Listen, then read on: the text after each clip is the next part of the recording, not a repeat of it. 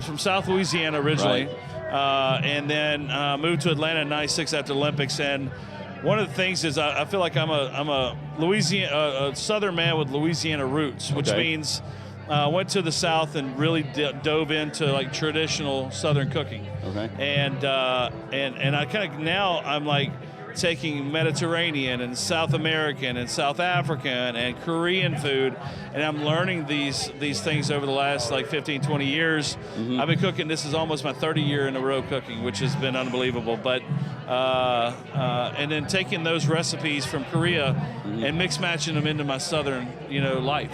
For instance, I have a taqueria in Charleston. It's called Papi's. Yep, you do. And we're doing a Korean fried chicken taco, and I'm making a kimchi, but I'm using collard greens in my kimchi.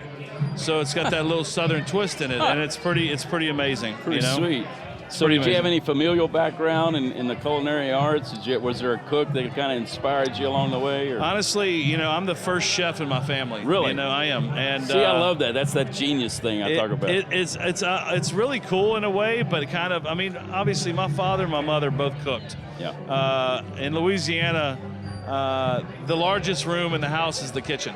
And that's where all the activity goes on, all day and all night, So I would sit up on the counter, watch my mom cooking a recipe, whether it was jambalaya, steak, rice, and gravy, whatever it was, and she would feed me a spoonful of whatever she was making. And I had to be 4 years old. And every ingredient that I could pick out of that one spoonful, she would give me like a quarter or a dime or a nickel or whatever for. And I got pretty damn good at it, And I found out that I could get a dum-dum because I knew everything had salt and pepper. You learn quick, man. Speaking of dum-dum. Like Pavlov's dog or whatever, just do the thing and it would jump for you.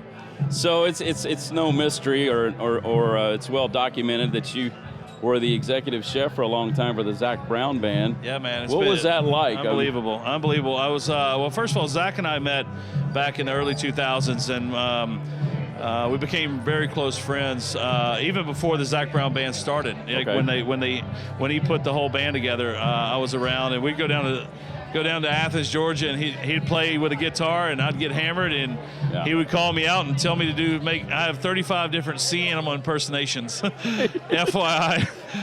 They're awkward as hell, okay? I'm not going to joke. You can try one right now. No. I need some Jaeger before I do that. Okay, but, so anyway, we knew each other very well, and he said that if there was any possible way of him growing the tour and getting a tour bus and going out, that maybe we should consider something.